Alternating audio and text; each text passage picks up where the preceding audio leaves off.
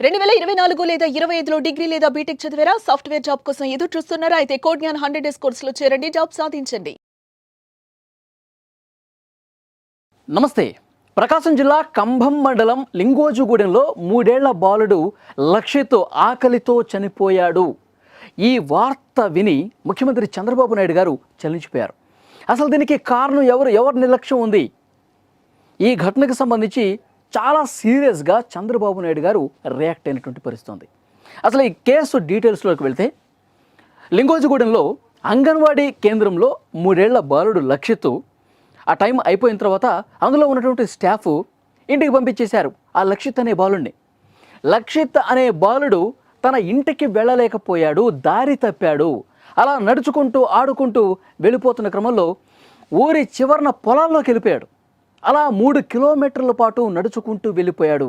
అంటే ప్రాథమికంగా పోలీసుల దర్యాప్తులో ఆ బాలుడి మృతదేహం ఎక్కడ కనిపించిందంటే, లింగోజుగూడానికి పంట పొలాల్లో 3 కిలోమీటర్ల దూరం వెళ్ళిన తర్వాత సూరేపల్లికి సమీపంలో ఆ బాలుడు వికతి జీవిగా పడిపోయి ఉన్నాడు.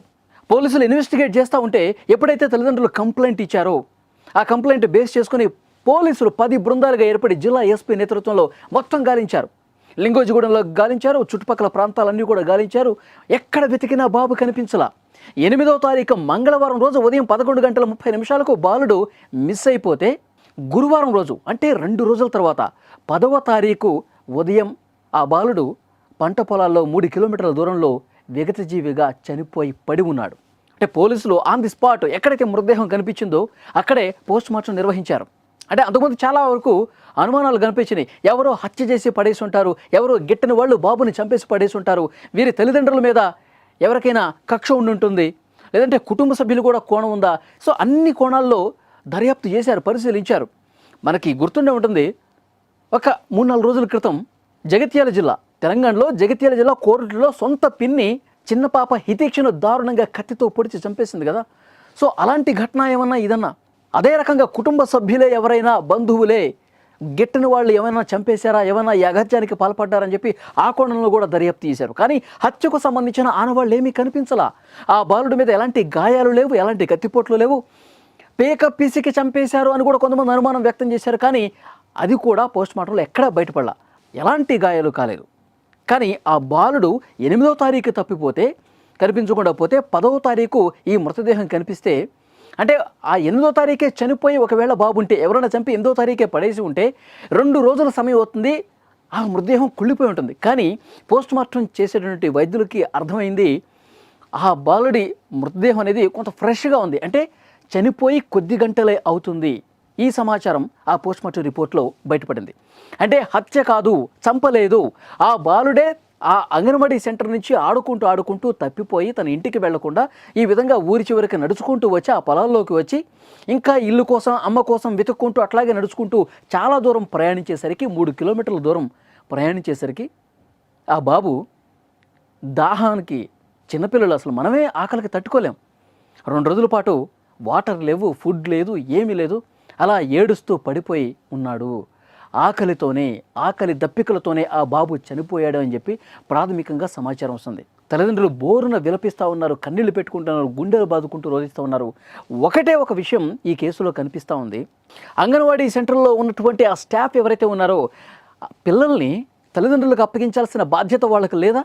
అంత చిన్న పిల్లల్ని, 2.5 నుంచి 3 సంవత్సరాల మధ్య ఉన్నటువంటి వయసు ఉన్నటువంటి ఆ చిన్న బాబుని సమయం అయిపోయింది, ఇంటికి వెళ్ళరా అంటే వెళ్ళిపోతాడా? అంత చిన్న బాబుకి అంత మెమరీ ఉంటుందా? ఇల్లు దగ్గరున్నా సరే, దూరమైనా సరే ఆ పేరెంట్స్కి అప్పగించే బాధ్యత అంగన్వాడీ సెంటర్లో ఉన్న ఆ స్టాఫ్దే కదా, అందులో ఉన్న వాళ్ళదే కదా. సరే, తల్లిదండ్రులు రాలేదు పిల్లలు తీసుకెళ్ళడానికి, మీరు ఫోన్ చేయండి. ఫోన్ చేసి వాళ్ళ తల్లి చెప్తా ఉంది, ఆ కుటుంబ సభ్యులు చెప్తున్నారు, అప్పుడప్పుడు ఫోన్ చేస్తారండి, పిల్లోడిని తీసుకెళ్ళండి అంటారు. కానీ ఆ రోజు అసలు ఫోనే చేయలేదు, పట్టించుకోవాలా. ఆ పిల్లల్ని ఇంటికి వెళ్ళని చెప్పి ఇట్లా వదిలేశారు. పాపం వాడే ఎట్లానే పోతాడు, ఎట్లా నడుచుకుంటూ పోతాడు, ఇంత నిర్లక్ష్యమా? సో చాలా సీరియస్గా యాక్షన్ తీసుకోవాల్సినటువంటి అవసరం కనిపిస్తుంది. ఆకలితో 2 రోజులండి, మంగళవారం ఉదయం 11:30 అతను ఆ పొలాల్లో పడి వెళ్తే ఆ చిన్నబాబు వాటర్ దాహం వేస్తుంది, ఆకలి వేస్తుంది, అమ్మ అమ్మ అని చెప్పి ఎంత రోధించాడు. ఆ సమయంలో ఎవరూ చూడలా, ఎవరికీ కనిపించలేదు. అక్కడే ఏడుస్తున్నాడు, అక్కడే పడుకున్నాడు ఆ పంట పొలాల్లోనే. నిర్మానుష ప్రదేశంలో ఎంత భయపడి ఉంటాడు. మొదటి రోజు పూర్తిగా ఏడుస్తూ ఏడుస్తూ అలాగే పడుకొని ఉంటాడు, చీకటి పడి ఉంటుంది, ఒక్కడే ఉన్నాడు. 3 సంవత్సరాల బాబు ఎంత భయం వేసి ఉంటుంది. నా అమ్మ ఎటుపోయింది, మా వాళ్ళందరూ ఏం కనిపించట్లేదు, ఎటుపోయారు, నా కోసం ఎవరూ రావట్లేదేంటి, ఎంత భయపడిపోయి రోధించుంటాడు, ఏడ్చుంటాడు. ఎంత దాహం వేసి ఉంటుంది, ఎంత ఆకలి ఉంటుంది. మనం ఆకలిస్తేనే తట్టుకోలేం, ఏదో ఒకటి తినాల్సిందే, ఏదో ఒకటి తింటే కానీ మనకి ఎనర్జీ వస్తుంది. ఉన్న పనులన్నీ ఆపేసి ముందు మనం భోజనం చేస్తాం. అలాంటిది అంత చిన్న బాబుకి ఆకలితో ఎంత అలమటించి ఉంటాడండి. ఇది చాలా దారుణమైనటువంటి విషయం. ఇది కేవలం నిర్లక్ష్యం కారణంగా జరిగింది. తల్లిదండ్రులు కూడా మన బాబు ఎన్నింటికి వస్తాడు, బయటకు వస్తాడు, ఎన్నింటికి మన ఇంటికి వస్తాడు, వీళ్ళు ఇంకా ఫోన్ చేయలేదంటే వెంటనే స్పందించి గనక వెంటనే వెతుకుంటే గనక ఎంత దూరం వెళ్ళుంటాడండి. 1 గంట లేట్ అయింది, ఎంత దూరం వెళ్ళుంటాడు. 4 పక్కల కొంతమందిని వెళ్ళి పంపించేసేసి వెతకండి అంటే ఆ చిన్నపిల్లడు ఎంత దూరం నడుస్తాడు? 1 గంట సేపట్లో 1/2 కిలోమీటర్ కంటే ఎక్కువ నడవడు కదా, ఈజీగా కనిపెట్టచ్చు. కానీ ఇక్కడ చాలా నిర్లక్ష్యం కనిపిస్తోంది. అంగన్వాడీ సెంటర్ది, ఈ కుటుంబ సభ్యులది కూడా పాత్ర ఉంది నిర్లక్ష్యానికి సంబంధించి. చంద్రబాబు నాయుడు గారు ఇదే చెప్పారు. ఆకలితో 3 ఏళ్ల బాలుడు ఏడ్చి చనిపోయాడంటే చాలా సీరియస్ అయ్యారు. వెంటనే ఆ బాధ్యుల మీద కఠినంగా శిక్షించండి, ఆ బాధిత కుటుంబానికి అండగా నిలవండి అంటూ అధికారులకు ఆదేశాలు ఇచ్చారు చంద్రబాబు నాయుడు గారు. ఇది చాలా దారుణమైనటువంటి విషయం. అన్ని అంగన్వాడీ కేంద్రాలకు కూడా ఒక అలర్ట్ పంపించాల్సిన అవసరం ఉంది. చిన్న పిల్లల్ని అట్లా గాలికి వదిలేయకూడదు, నిర్లక్ష్యం వహించకూడదు. వాళ్ళ కుటుంబ సభ్యులు ఎవరో ఒకరిని పిలిపించి వాళ్ళ చేతికి అప్పగించే వరకు కంట కనిపెడుతూ ఉండాలి. అంత బాధ్యతగా ఉండాలి అంగన్వాడీ సెంటర్లో ఉండేటువంటి ఆయమ్మలు కావచ్చు, అందులో ఉన్న స్టాఫ్. ఈసారి నుంచి అలాంటివి జరగకుండా ఉండేందుకు చర్యలు తీసుకుంటారని చెప్పి ఆశిద్దాం. సుమన్ టీవీలో మీ పర్సనల్ అండ్ బిజినెస్ ప్రమోషన్స్ కోసం కింది నెంబర్కి కాంటాక్ట్ చేయండి.